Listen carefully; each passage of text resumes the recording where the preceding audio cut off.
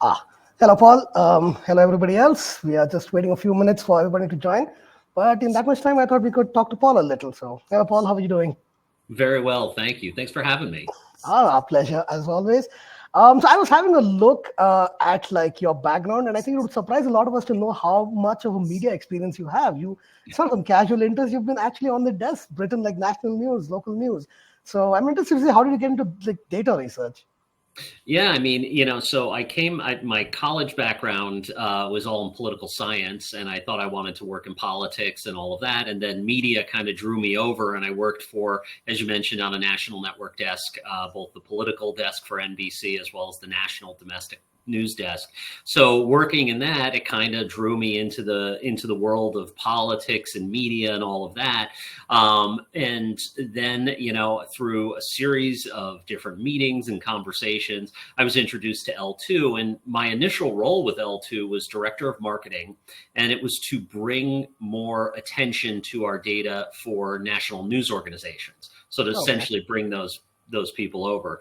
Ironically, after having worked at NBC, we got everybody else but NBC. So L2 data are used now for ABC, CBS, the New York Times, Washington Post, Wall Street Journal, and a whole host of other national outlets. Associated Press uses us, and which has been great. Still chipping away at NBC, but yeah, it's been sort of a good merging of the two skill sets, and now here we are. Oh, nice. Well, NBC is holding out for some reason. Who knows? But We'll get them.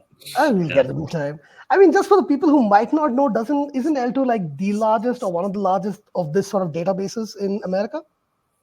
We're the largest nonpartisan national voter file provider in the U.S. So we've been around since 1970. So that puts us at almost 75 years old, or excuse me, 55 years old at this point. And we have been working. We started out in Washington State alone, then added Illinois, Pennsylvania, and then went national in the years following. So it's been a long journey, but the technology's changed, and we've been able to grow and continually prove our quality year after year. And if I'm not wrong, you have like over 200 million contacts, or at least database points in that. Yeah. Sorry, go ahead. No, I just wanted to find out, like, it seems interesting that you have so much data. Yeah, absolutely. So it's 214 million voters nationwide. Layered on top of that are, of course, all of our telephone contact data, as well as emails. We even have IP addresses, mobile ad IDs, other things like that. But what really makes the data even more powerful is the ability to target and micro-target based on some of the voter file information, registration date, party ID, vote history going back decades in some cases. And then we have consumer and demographic data, race and ethnicity, income, education level, hobby and interest data, gun ownership, things like that, who's a veteran, who's not, active duty military, all things you can use to be able to reach the right target. And then layered even more deeply on top of that, you've got modeling. And that modeling from multiple partners. We work with a company called Haystack DNA.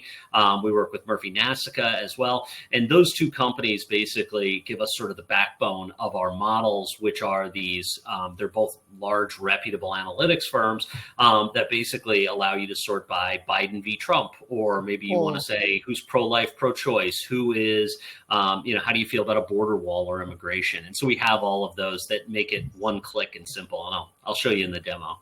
Yeah, I mean, sounds pretty cool. So I guess, we can begin ourselves. Let me give my little intro while we start. Yeah. So hello and welcome all to another webinar by Call Hub. So as we know, we are here to learn how to clean your contact list. And if you've been listening to our conversation for the past few minutes, you will know that, Paul here is definitely the expert to speak on that. We will be exploring all sides of this topic about contact lists and how to clean them, from things like removing, simple things like removing disconnected or failed numbers, to even things like what is record linkage and why it matters and why you should know it. So as usual, let me introduce ourselves. Our expert today is Paul Westcott, who is the Executive Vice President from L2. So what is L2? L2 is the largest and longest serving voter and consumer data provider in the US. It collects voter files at the state and county levels and appends hundreds of demographic, consumer, and contact fields, including 10 sources for landline and cell phone numbers. So they, as he mentioned, they have over 200 million in the records, and it's a growing file. Paul oversees all aspects of L2, but primarily focuses on things like revenue, customer growth, partnerships, and marketing and support. So he has extensive experience with the media, as you mentioned. He was even a podcast host, which I find kind of interesting. So thank you for joining with us, and thank you for giving us your time. So over to you, Paul. Absolutely. Thank you so much. And that's the purpose of this giant microphone I've got here, is the podcast side of things, which I've done for on both in political podcasting and other non-political things. But thank you so much for having me. And basically what I want to talk about today is a little bit about, cleaning your phone list, a little bit on the L2 platform, and talking about sort of how you access phone numbers from our list, and also how if you have an existing list but you want to add phone numbers to it, how it can be done either through L2 or through our platform, or even more generally, how you would do this. If you're just like, I've got a voter file, how do I put phone numbers on it? We're going to give you some easy ways to do that. But starting with hygiene a little bit and sort of cleaning the phone list, you're absolutely right. One of the biggest single things that you have to do is focused around is making sure you're removing those failed and disconnected numbers, in addition to, of course, getting rid of people who have opted out or no longer want to receive messaging. Really looking at the lists and removing those numbers that no longer are active. And if there's any way in advance to do that. Now at L2, what we do is we collect data and buy data actually back from large telemarketing agencies and corporations that actually make tens of millions, if not hundreds of millions of calls and text every single month. We buy those data, match those data back to our file. So every time we bring in new information, and really even some of the older files, we're using it to clean. We're removing people who are no longer connected. So that's our way of keeping the files clean that we're producing. Is it perfect? No. But does it give you a much higher chance of correct connectivity? Yes. The second piece is also the record linkage. This is something that has been a growing trend and a growing issue, particularly when you have cell phones on family plans. Some phone providers are very simple in that they'll just say Jane Smith at 123 Main Street, this is her cell. And then you'll have another Jane Smith and another Jane Smith and another Jane Smith, all at the same street address, all associated with that record. And so people say, well, wait a minute, is it a family cell? Is it because there's multiple cell phones here, but it's the same name? That's a family plan. And it just puts people into a list. We've worked with some of our partners who we've worked with for years now, but who have introduced new products that have essentially allowed us to do better record linkage. So that's helping us identify and make sure that this person matches this phone number versus it being a family plan or other things like that. We try to err on the side of correctly identifying people. Again, is it 100% perfect? No, but what we're trying to do is eliminate that waste and those incorrect numbers, because a bad contact might just do the opposite of what you wanted to do. Text messages and calls, extremely effective, but only if you're contacting the right person and you're not screwing up their name, when you first reach out to them. So what I'm going to do now is I'm going to show you our data mapping tool, sort of how it's used in a really kind of quick way. And of course, if you have any questions, please put them into the chat. I'll be keeping an eye on it as much as possible, but also we've got Jordan from my team as well. She's keeping an eye on them too. So if you need a data dictionary or you're interested in a free login, which we're happy to provide to everyone here today, please just let us know, and Jordan will provide that link to everybody. So first things first, let's go to the share here. I'm going to share my screen and put up the map. All right, so you should be able to see my window now. We're looking at the state of North Carolina. This is our user interface. This is not some internal L2 tool, excuse me. This is something that we make available to all of our users. Essentially, if you want to try it out, just let us know. We'll make that happen right away.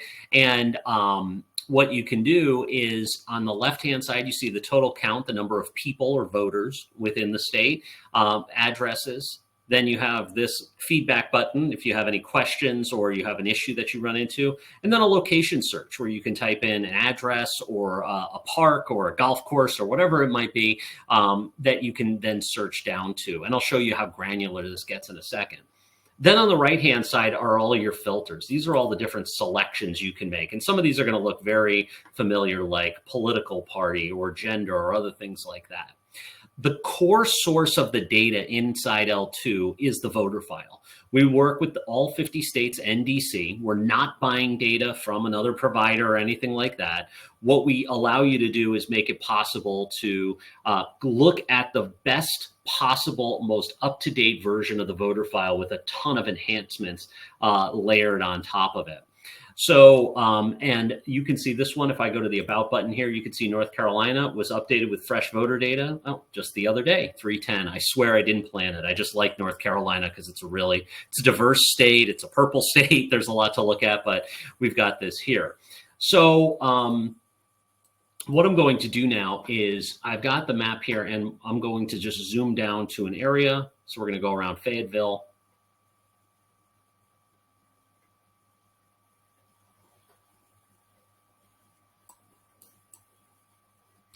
And so now you can see this area. I'm going to switch over the map just to give you a little bit of an idea of how granular you can get.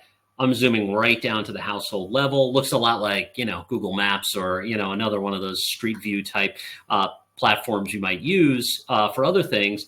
But what you can do is you can then click on an individual record. I'm going to do that here. Click on this name. And you can see that we've got Annalisa Marie Rowlett, 41 years old, Republican, registration, you've got address information. And if I click on the record, you can see every detail that we have about this individual, including there's their cell phone number. And then, of course, all of the robust consumer, voter, and all the other information that we have on these individuals across the country. In hobby and interest data, they're a dog owner, which is one of those fields I never thought would be right all the time, but it really is. Full vote history. And then even some of the modeling that I was talking about, how they feel about telemedicine. Do they believe the lab leak theory of coronavirus? Is that true? Yes. Tax cuts, they support them. Gas tax, oppose them. So you can find out quite a bit about individuals by either building your own model and building your own sort of thought of who is the target voter I'm going after. And then you have this other side of it where, you could just say, click on one of the models and be able to drill down to an individual. So I'm going to back out here once again, go back to imagery. I'm going to switch back to Street View, zoom out. Now, one of the big questions that we get, of course, is on area selection. So do we have district information? Of course, we've got congressional districts, state Senate, state House. We even have these newly created proposed districts as well. This is something that, because we have a geospatial visualization tool or a GIS tool with our database, we are able to generate these districts based on the lat-long information of the individuals inside these districts. So in addition to the current districts, meaning that members of Congress, for example, are serving in, we have these proposed districts, which are the ones that the election is going to take place on. And we do this in a handful of states. We just updated New York this week, Texas this week, and a few others that have had changes over the past few months. You've got counties. Underneath counties, you also have your precincts and census data. You have miscellaneous districts, and this includes things like district attorney, fire districts, judicial districts, Native American districts or Native American reservations we have. Sewer water districts. Some states like California, we have over 70 different minor districts here underneath county, municipality, and the state house and U.S. congressional districts. So there's a lot of different district information that you have in here. We even have things like new to state. So who has moved in to the state? Where did they move from? What was their party affiliation in their previous state? So you can learn about those new movers as well. We also have an urban, suburban, rural classification. So you could actually take a look, and this has been a very important topic, people looking for suburban moms and dads, trying to find those individuals for issues wide ranging from things on education to crime to, abortion, other things like that. You can now easily find these individuals simply by just clicking there and being able to micro target. And that's really what this is all about. This is all giving you the ability to say, okay, voter contact is hard. It's challenging to be able to reach somebody, but when you have the right tools like what Call Hub provides, and you then pair it with what L2 provides in terms of the targeted data, you have your best chance at making an impact. So we've got the suburban voters now. Let's say we want to do suburban voters within a specific congressional district. Let's be really targeted here. So I'm going to go to Congressional District 9 in the state. All right. And then I'm going to scroll down and we're going to select suburban. I'm going to go to gender. I'm going to go to women. And you can see the district gets all cut up because there's only a portion of it that are suburban. And then I'm going to go down to those with a cell phone. So we'll scroll down to telephones. Cell phone number exists. We're going to click on yes. And then we have a confidence code. We're about to expand this to 1 to 5, but it's currently 1 to 2. And let's just do ones. So we'll get rid of any of those numbers that we are most concerned about. And it's not connectivity because we clean for that. This is actually based on the total number. This is our confidence in the record linkage between the voter file and the commercially available phone file. Phone numbers typically do not come with state voter files. There's a handful of states that do it, but most of the country does not. So we work with third-party providers to give us as many cell phones, landlines, all of that, attach it to the file. Then from there, we, based on the amount of information we get from the carriers, let's say it's name, address, and then phone number, we're confident. But if we get birth date or middle initial or other things that give us additional linkage, we can be more sure that this individual is who they say they are, especially when you get into a situation where you have senior, let's say it's Paul Sr. and Paul Jr. Well, you want to make sure that if that junior is of voting age, they're in the file, they're living at home, that their phone numbers are not getting confused. We're able to do that if we do have a birth date associated with the number. So these are our highest confidence numbers that we have. 1 out of 1, suburban women with cells in Congressional District 9 in North Carolina. From there, here's how I work with it. I go to universes, click on plus.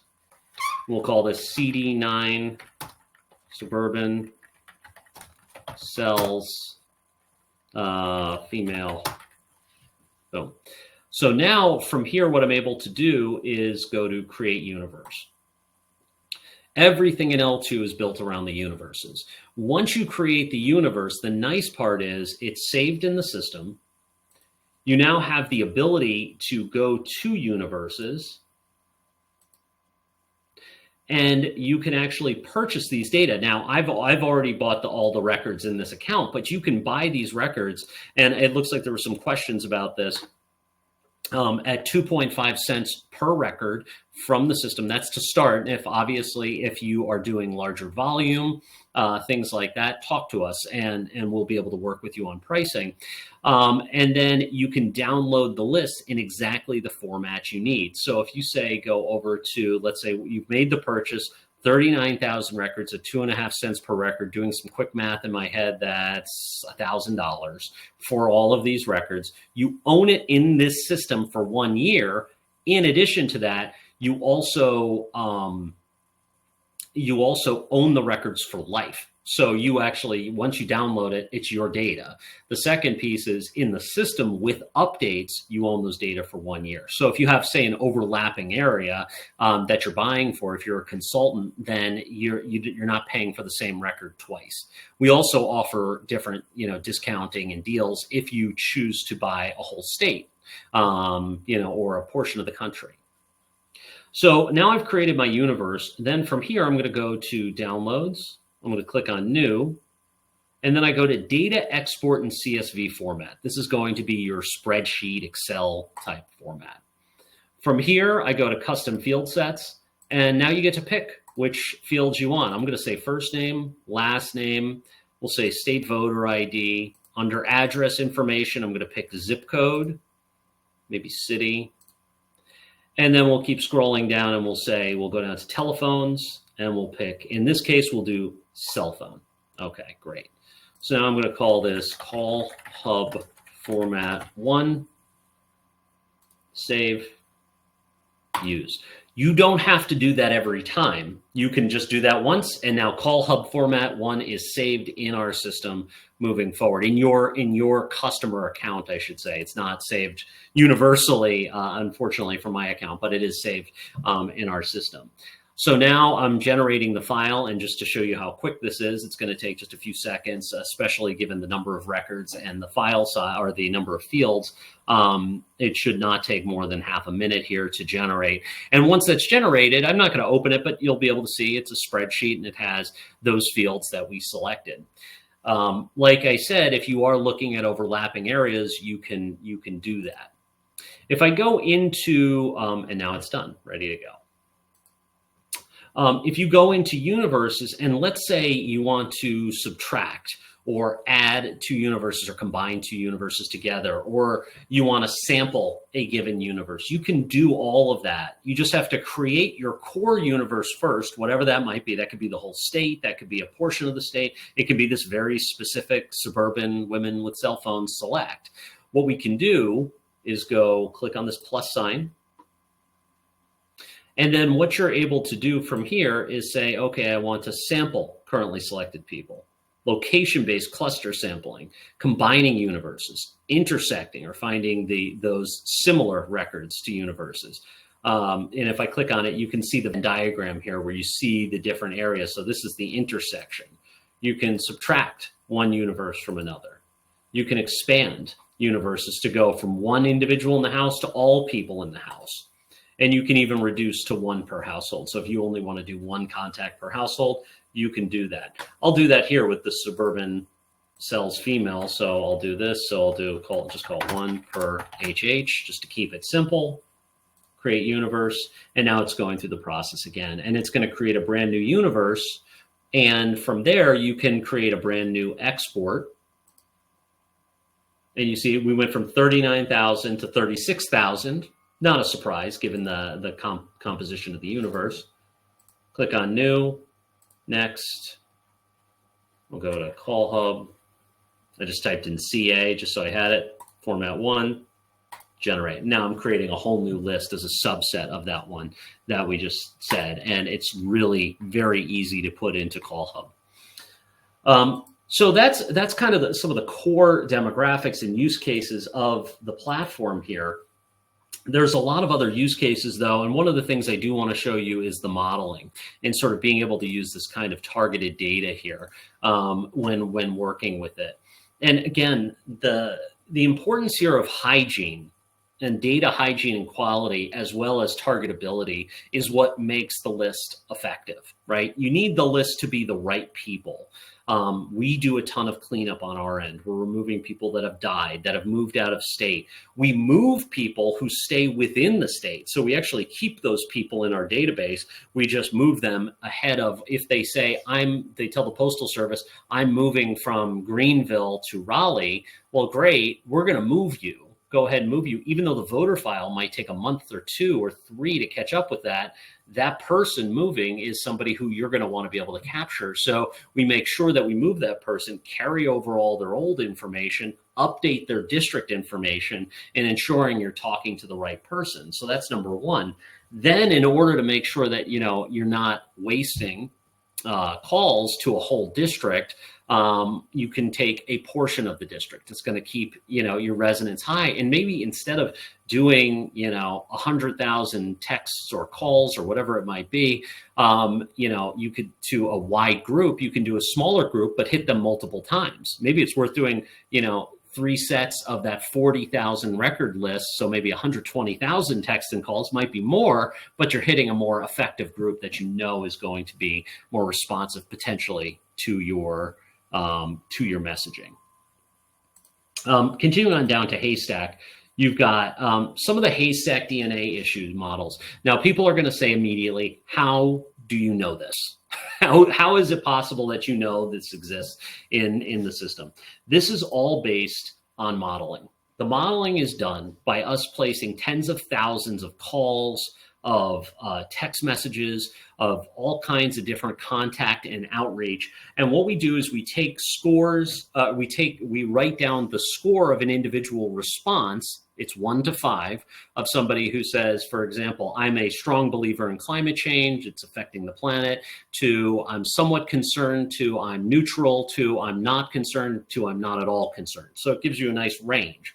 So then what Haystack does is they apply a quantitative methodology, so using all those response scores, layer it over the file, and then basically apply it to all voters across the country. So if somebody is, let's say they are 28 years old, they're white, female, they vote, they have this vote history, they have this background, income, education level, all these things. And this person said they're extremely a strong believer in climate change, well, then that's going to be your target. That person is going to be sort of the top of the pile. Let's find others that look like her across the file.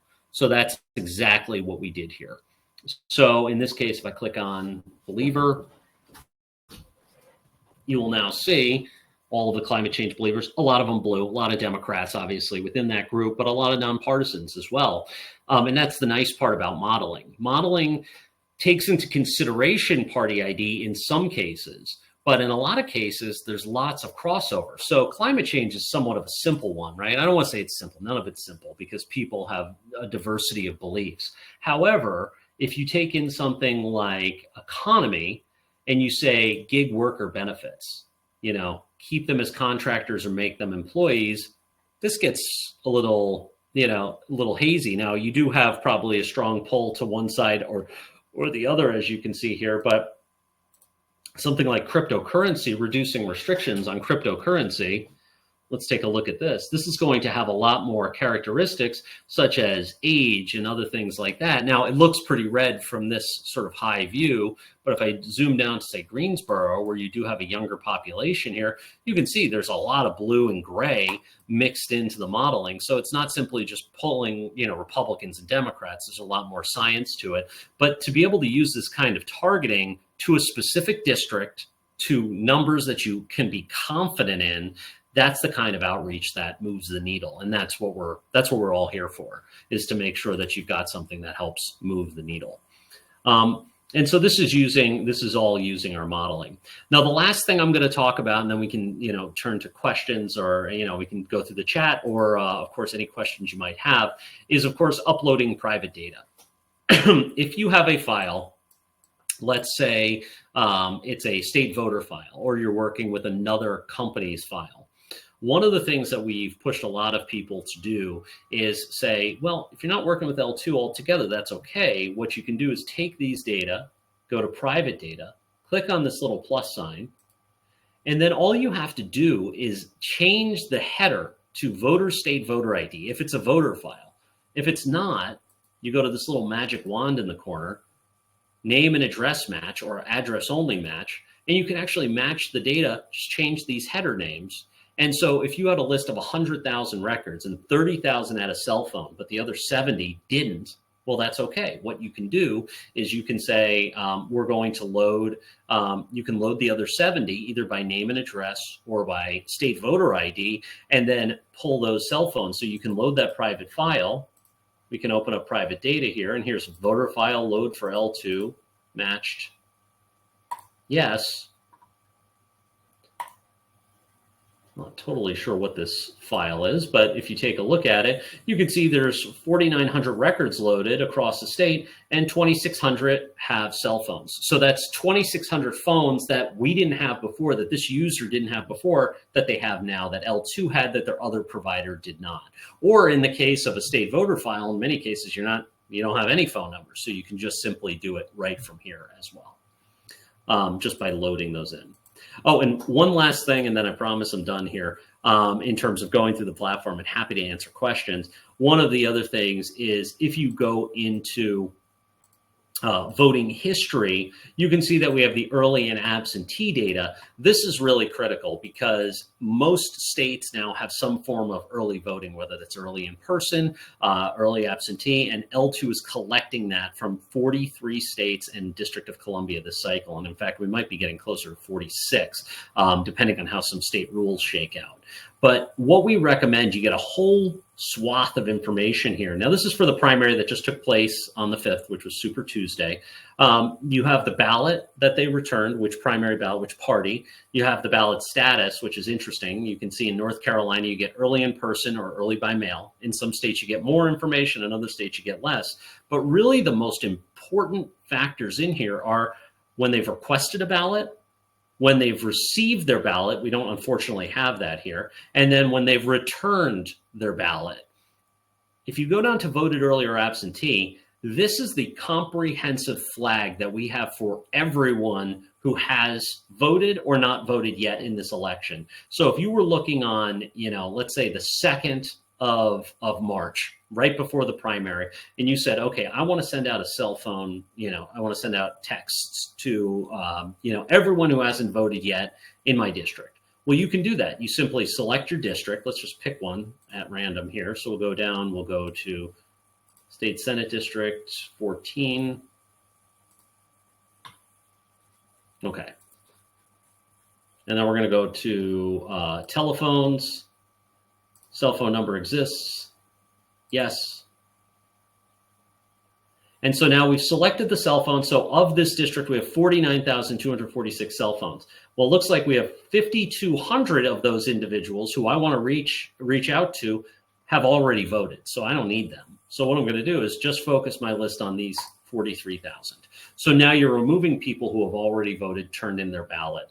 There was a ton of consultants and campaign runners and other people who were tweeting and texting and all these things and talking about how they were still getting campaign messages, and they should have been off the list. They were complaining about it, and I don't blame them.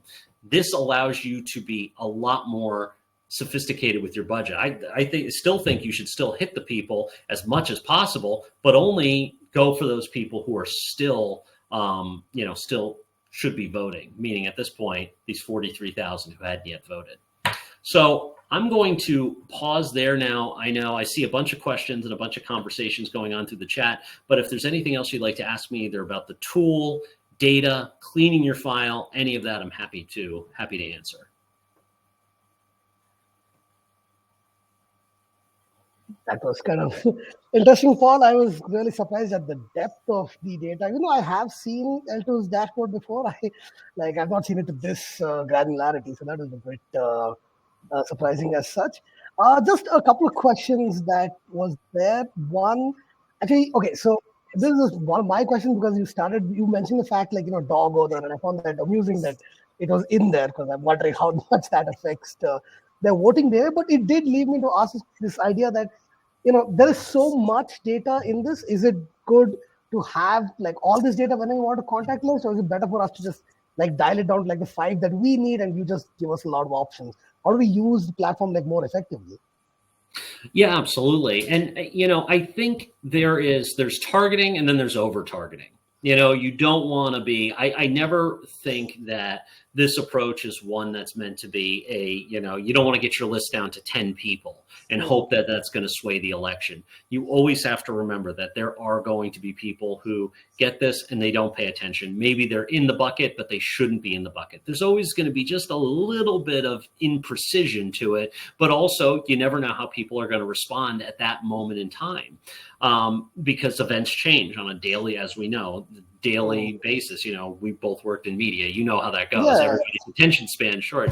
So in the end, things change. So you want to make sure that you are hitting enough people, you're reaching enough people. But I think it's almost as important to get the right people, but also to remove those people who either have already voted. That's number one. And then number two, who it might be a problem if you reach out to them, but really focus on making those other contacts multiple times, because those are the ones that'll count versus hitting everybody once and just hoping that it worked. Yeah, good point. Considering you had also mentioned this, and considering the fact that, I mean, somebody asked it, so perhaps in jest, but still, the question about, like, they were like, is it legal? So the thing is, like, what sort of regulations are we Yeah. looking at in when you have this much amount of data about somebody?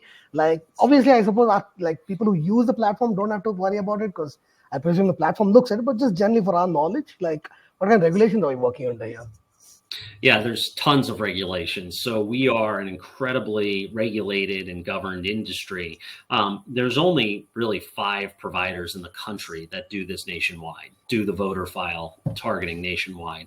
And I would say there are some people, the world of data is full of people who are charlatans and don't do a good job with A, they're not good at what they do, and B, they kind of skirt the regulations and they make a bad name for the rest of us. When you have good actors like us, what we're trying to do is regulate the access to the data, making sure that only campaigns and other organizations, they're supposed to have access to voter file information, are able to get that access. So we go through a screening process. The second piece of it is that every time there's a federal or state or even local law, in some cases, we're fully compliant. So CCPA and CPRA in California. L2 also maintains a universal opt-out. So if you go to our website, you'll see at the bottom, opt-out. There's opt-out for California, which is its own thing, and then there's opt-out for everybody else. So we make sure that you have the ability to get removed from our file if you don't want to be contacted.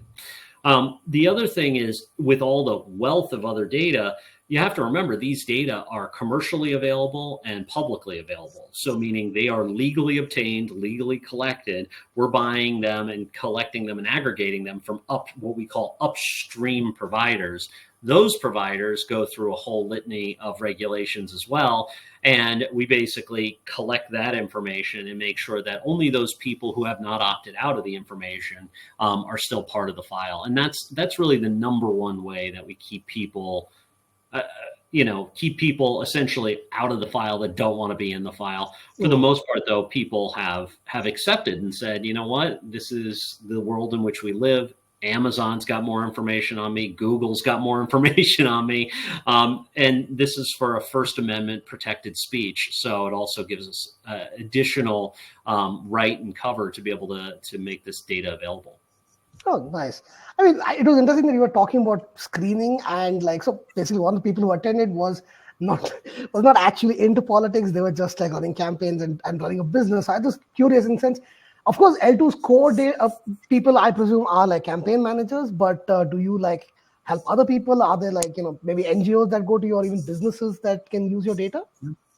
Yeah, absolutely. We work with a ton of advocacy organizations. L2 is the single largest provider to the U.S. House and U.S. Senate, and we have 33 state legislatures that use L2 nationwide. So, like the Pennsylvania legislature, the Michigan legislature, et cetera, they use us. Florida, they use us for constituent outreach, both emails, phone numbers, all of that. So you have a whole lot of different use cases for the data.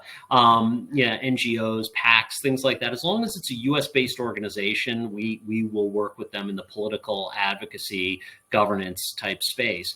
We do have an alternative platform that looks just like this one, though it's for business. So it's called consumer mapping, and it literally is a fully compliant, non-voter file based. It's based on commercial data, all that rich commercial data I showed you in the demo.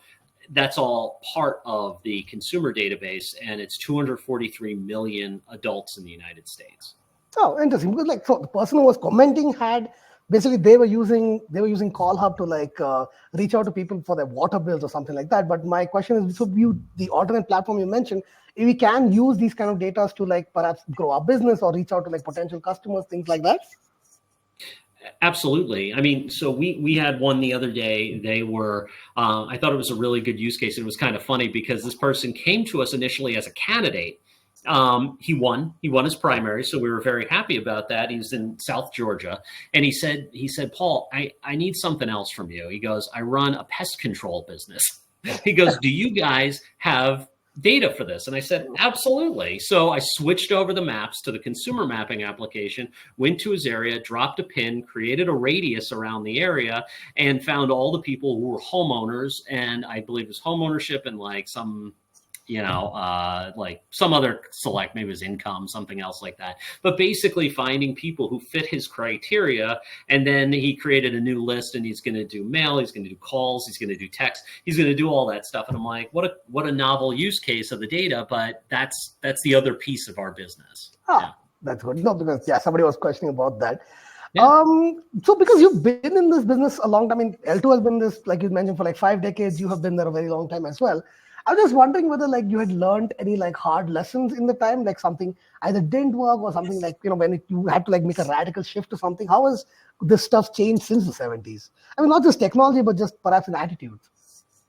Yeah, and I want to ask you the same thing. I'm sure you've seen a lot of a lot that's gone good, and then those few that go sideways. But yeah, I can definitely speak to that. I mean, so we've had a few that I think. One of the things, you want to be able to rely on your data, but also understand that, some of the data is a guess, right? So if you're dealing with things like modeling is a best guess, and it's a scientific guess, and it's utilized by the biggest corporations down to the smallest campaigns.